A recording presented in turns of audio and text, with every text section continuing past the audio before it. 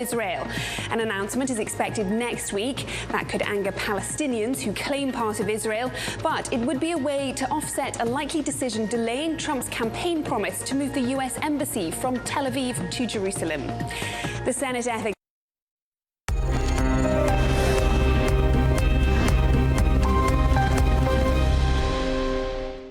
There were a lot of people who wanted to come today. We didn't have enough seats. So as a consequence, we've got a bunch of questions that are also coming online. And Anshul, he was not just here for decoration. He is actually going to, he actually has questions, and so we're going to alternate every so often. We're going to bring in some questions that came in online. Go ahead. President Obama, our first question is from Instagram by Lipi Mehta. And the question is actually something that a lot of us actually wonder, people especially who work on social change. That change is a painfully slow process, and it can get really demotivating at times, especially for people around you who work with you. So how do you continue to encourage people around you? How does one do that? That is a great question, because you're right, change is hard. I'll just go back to an example that I'm very familiar with from my own country. I mentioned Dr. King earlier, and the movement for equal rights for African Americans. What people don't really recognize is that from the time that the Supreme Court of the United States declared that separate schools for people of different races was inherently unequal, which happened in 1954, to the time when a law was actually passed that would implement that in a serious way, that was a decade. Then it took another decade or so of court fights and battles and so forth before you actually saw schools get, in a serious way, desegregated. So that's 20 years from the time you have what looks like a victory until you're even actually seeing significant effects in society. And there are guaranteed analogous situations here in India where it feels like, man, we've been working for a long time, and we thought we had a victory, and then suddenly it seems it's not having an effect, and we've got to keep on going, and we're refighting battles that we thought we had already won. And if you're working at a local level, then it can be even more frustrating and discouraging, because you don't have the benefit of, publicity and TV cameras and a sense of a big movement. You feel isolated and alone sometimes, and you're just trying to work, and nobody's really persuaded that what you are trying to do is possible. So a couple of things that I would just suggest. The first is know ahead of time that change is hard, so that you're setting your own expectations properly and you're not getting discouraged. Point number two is to try to break up your efforts into bite-sized pieces, manageable pieces. One of the classic things that I used to do in training young organizers, I would say to them, if your goal is eliminating world hunger, you're going to get discouraged very quickly.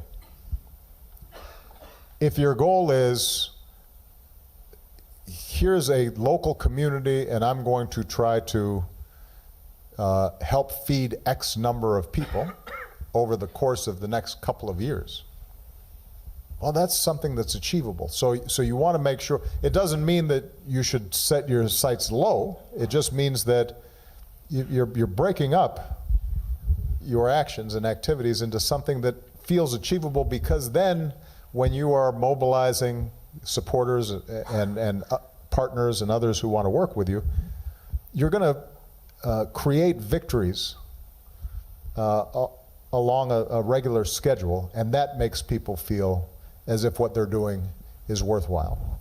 The third point I would make is make sure that you're listening to the people that you claim you want to help. Because I think one of the fastest ways that a lot of young people get discouraged is they have a theory in their head, and then they go into a community, and the theory bumps up against reality because they're trying to tell people this is what should be important to you, and the people say, that's not what I care about, right? So you make, I mean, if you go into a rural area in India, and you say to them, you need to start working on climate change right now, because the way the weather patterns are shifting, the monsoon season's going to change, and there's going to be terrible droughts, and people are going to say, yo, I need to, I'm worrying right now about feeding my family. And so one of the most important principles, I think, and this prevents you from that kind of discouragement, is if you've spent time listening and finding out what it is that people themselves are concerned about, then you will shape your efforts and your agenda in a way that people are responsive to. And you won't feel like you're just hitting your head against a brick wall. You'll feel as if you're in a conversation and working with people with the energy that they naturally have. That doesn't mean that it becomes easy. It just means that you're in a relationship, and relationships with the people you're working with are really important. Then it's not an abstraction. And people, oftentimes, they'll work with you when times are hard, not because they necessarily are absolutely convinced that you're gonna succeed, but because they care about you, because you have a relationship, and that's important. And then the final thing is take time to have some fun within your work. And I did not always follow this advice. All I did was party from about the age of about 15 to 20. And then something happened to me and I became very serious. And from about the age of 20 to 27, I was just always serious.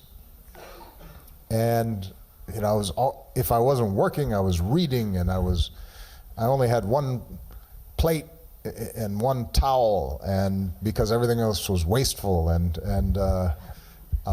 you know, my mother would come to visit me, and she'd say, let's go, you know, go out to dinner, and I'd say, that's a waste, and you know, that's a bourgeois, blah blah blah. You know, and I just took myself very seriously,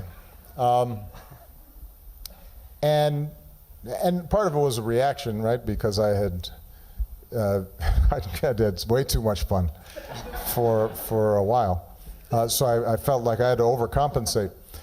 But the point, though, is that in your work, I think if you're trying to do something good and important, sometimes you feel as if, all right, I have to make sacrifices, and this is hard, and I've got to, really tighten everything up. There can't be any loose ends, but that's sometimes not sustainable, right? So you have to create space, not just in your own life, but also in the organization, where sometimes you say, well, let's just do something fun. Sometimes let's do something that creates joy. And that can be anything from a dance to going to the movies to surfing. Did somebody say surfing? Okay, go surf, man. I mean, I didn't know there were big waves in India, but that's cool. That's cool. Okay, all right. Yeah, pizza and beer, I think is a good standard fun thing. I'm all for pizza and beer. So anyway, I've got other stuff, but I don't want to engage in a monologue here. It was a guy I asked first, right? All right, so guys, all put your hands down. It's a lady's turn. This is always the hardest part, is choosing people. The young lady in the white, yes, it's beautiful. Thank you. Oh, but you need a microphone. Here it comes. Here it comes. Mr. President, I wish a great success for the Obama Foundation. I am a transgender woman. My name is Dr. Akai Padmashali. I was a sex worker. I was a beggar. I was rejected by all the sections of society. And I am the Black Beauty, and I love you. That's nice, thank you. Okay. Mr. President, I have so many issues to bring before you. As a social activist, founder of Pundare, I was not able to come here today from Bangalore, Karnataka to Delhi because I was facing so much of financial crisis. Did not have money to travel here. I need to thank change.org for getting me here. Okay. The issue is, the two things I want to bring, one is the question, one is a request. The question is, when the state terror is against minorities, be it a transgender, be it a sexual minority, be it a class, caste, religious, race minority, when you have been stigmatized, you have been discriminated because nowhere of your reason, and the patriarchal notion and the power is dominating against you, and I want to take my strong objection on it. Right? Like the recent, like how do I speak? I'm a criminal before the section 377, which criminalizes because you are a transgender, lesbian, gay, bisexual, and how do I raise my voice against this? The second thing is about the Transgender Protection Rights Bill, where the government is not in a consultative, democratic, transparent way of discussing what exactly the community wants and not the government wants. If that's so, how do I raise my voice? How do I fight against it? That is my question to you. How do I resolve the world crisis? I think across the world, we as sexual minorities, as transgender, facing social rejection, like negligent way attitude. We are seeking for love, affection, acceptance. That is my question to you. How do I deal with that? My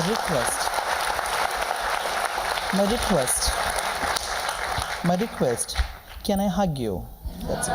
Well, we can have a hug after the event's over, because otherwise I'll start. Thank you. We'll be doing a lot of hugging, and I won't be answering any questions. But I can't speak to the specifics of legislation in India because I'm not qualified. I have not been keeping pace with exactly what's happening in the parliament around these kinds of issues. But I can answer your more general question. And I think the answer is, it begins with what you just did, which is to find your voice and to be able to articulate your views and your experiences and tell your story. And that's true of any group that is marginalized, stigmatized. Finding that voice and being able to tell a story so that the perceptions that somehow you are different are broken down because people start recognizing their own experiences in you. They see your humanity, right? So, this is one of the reasons why, by the way, why art is often a powerful tool in social change. Because what it does is, through art, suddenly people see for the first time, oh, that black person feels like I feel. Or that woman is experiencing something that I should be able to understand. There's something we have in common. Or that person of what has been considered an inferior caste. Turns out they have the same kinds of hopes and dreams that I have, right? That moment of recognition is the basis around which you begin to build political movements. Once that voice is there, hopefully others join you, right? And so now you have networks and organizations and allies.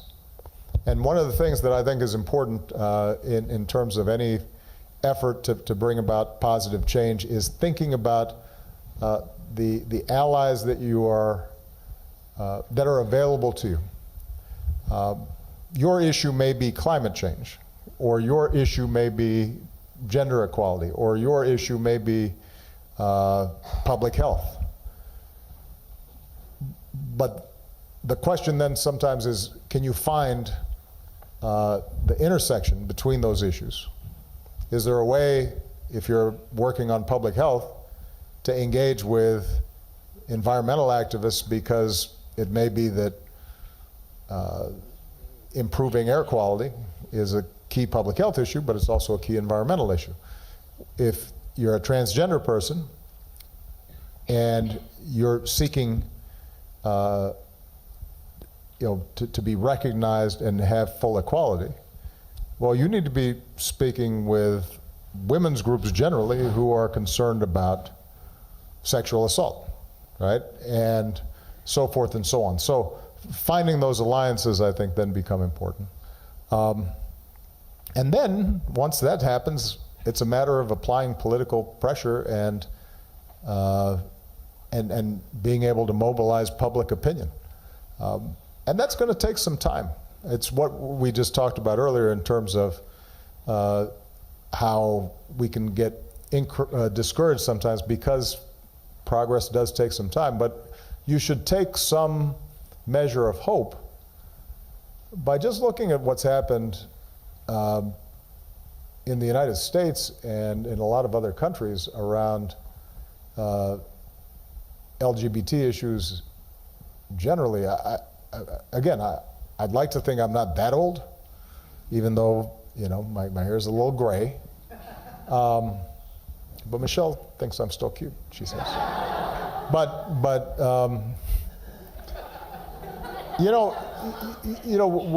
when I was in college, so this would be back in the early 80s, it was just beginning for persons who are openly gay or lesbian to have student organizations. The laws on the books were still discriminatory across many states in the United States. And so now there is just an open acknowledgement, even among many conservative parties, that we should not be discriminating against persons because of sexual orientation. And that happened, with respect to human history, amazingly quickly, right? In the span of 20 years, basically. Now, in the span of one person's lifetime, that can seem painfully long. But it requires a steady education of the public, and then a political strategy that puts pressure on elected officials, and that's going to take some time. Yes, sir, right here. Let's get a microphone. And then we'll go to an internet question, online question. So I'm Nipun Malhotra. I'm a disability rights activist and I run the Nipan Foundation. You're spending a lot of your time post-presidency on mentoring young change makers. Yeah. What is the role of mentors in your life? It's an interesting question. I think part of the reason that I consider this very important, the idea of mentoring, is that in some ways I didn't have as many mentors as I probably would have liked when I was coming up. My father left when I was very young, so I didn't know him. My grandparents, my grandfather, my grandmother helped my mother raise me, and they gave me all kinds of love and support. But and I had a stepfather who I lived with for 5 years, all of whom were very kind, good people. But I can't say that I had somebody who took me under their wing and kind of groomed me. I had to kind of figure a lot of stuff out on my own, which is part of the reason why I was partying from the age of 15 to 20. So I think it's the absence in some ways of mentors when I was young that makes me appreciate how valuable they were. Now, as I got older, I began to meet certain key people in my life who I think gave me ideas, gave me direction, but it wasn't very systematic. What I've discovered as I became more successful was that my ability to have an impact on people just by paying attention to them and giving them some advice and giving them some counsel and helping them learn from mistakes I had already made, they found incredibly powerful. And I realized I would have also if I had had figures like that in my life. And so part of what we've done is we've tried to systematize this. When we were in the White House, Michelle and I both would take on mentees, kids from underprivileged areas, and I'll use Michelle as an example actually, because what she did was wonderful. She would take a group of, let's say, 20 young women. These were all from poor schools, mostly African American and Latino, and she would meet with them. She would like host a tea at the White House with them.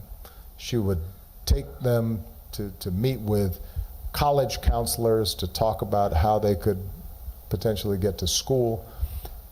All told, probably over the course of a year, if you added it all up, she probably didn't spend personally more than 8 hours with them.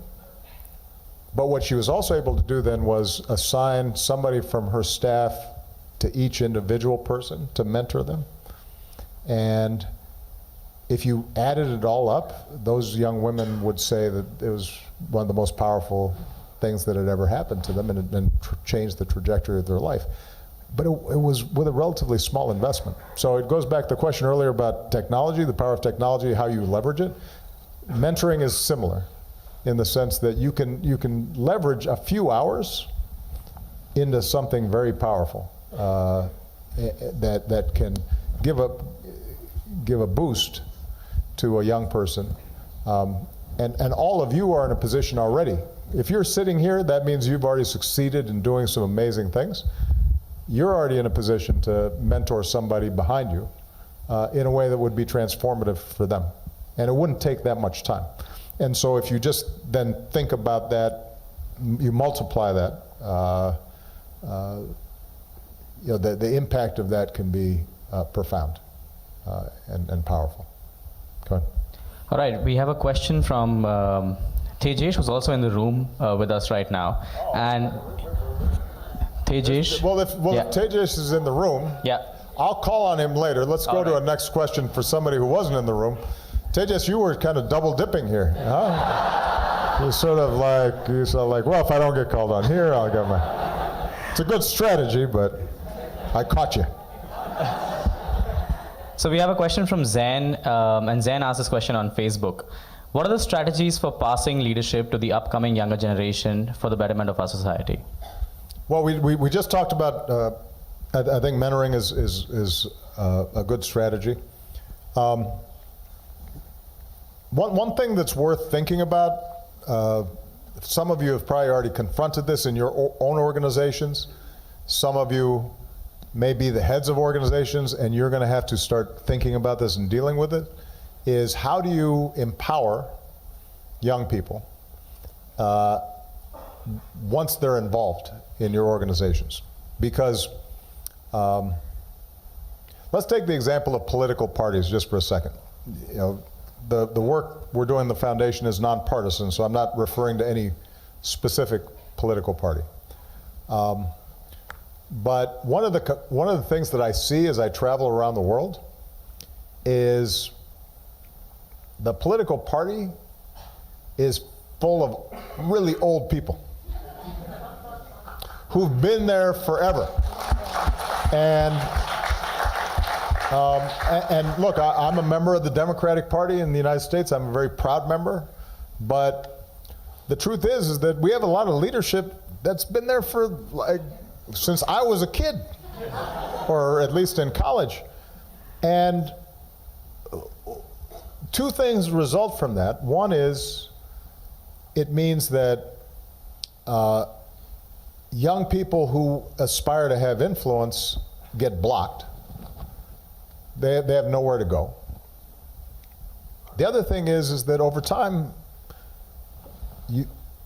if you've been a leader for too long in the same spot, you start losing touch. I mean, you don't have a feel for what's happening because you get set in your ways and new things happen. And what is true for political parties are true for every organization. And one of the big advantages I had in 2008 when I ran was partly because we were underdogs, partly because of my previous experiences as an organizer, our bias was to have young people come in and then we just give them huge amounts of responsibility. And we'd take some 23-year-old and we'd just throw them into some community. And we'd say, you're now the director of this community and your job is to get us this many volunteers and this number of votes and go figure it out. And then, you know, they'd come back after a while and they'll say, you know, I have no idea what I'm doing and it's not working and I'm discouraged and I'm calling my mom and wondering if I've made the right decision in my life. And then we'd work with them. But what you'd find is that over time, as long as you had a certain tolerance for errors, but also as long as you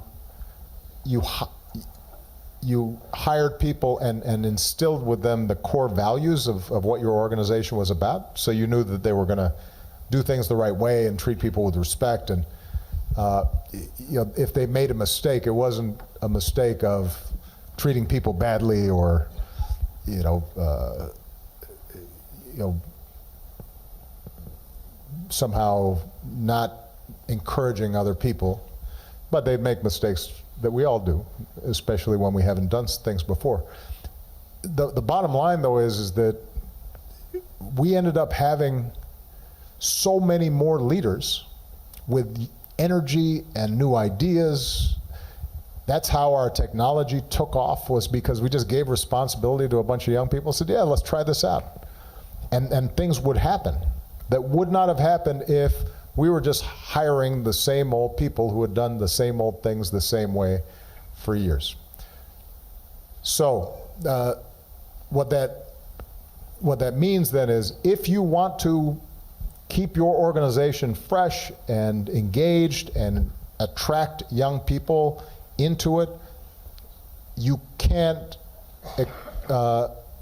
hold all the power yourself. You can't have just a complete top-down, here's your orders, and you just, there has to be some element in which people are valued. Now that doesn't mean that, you know, I do want to say that sometimes, in the United States at least, I don't know if this is true in India, what are called millennials get a bad rap because maybe they have such a high estimation of themselves. You know, so we joked, you know, we would get people coming in to the White House, you know, young people, very talented, gone to great schools, they're very smart, and they would come in and they'd be like, you know, I think I should be helping the president with his speeches. And I was like, well, I'm sure you're a very good writer, but right now what we really need you to do is research this memo that you were assigned and for which you are getting paid. And then maybe after you do that for 3 or 4 years, maybe you'll sit in a meeting on one of the speeches that the president and his speechwriters are working on because you actually know more than they do about the topic you were researching. So this is an argument to make, to just give people completely unrealistic expectations about what they can do, and people have to earn their stripes. They have to pay their dues. But what it does mean, though, is that don't sell people short, young people short, about what they can accomplish. Give them serious responsibilities, care about the ideas that they have. If they don't perform, explain why and how they can do better. And if you build that into the culture of your organizations, then people will stay with you and will feel invested in it because they'll see themselves growing in the process.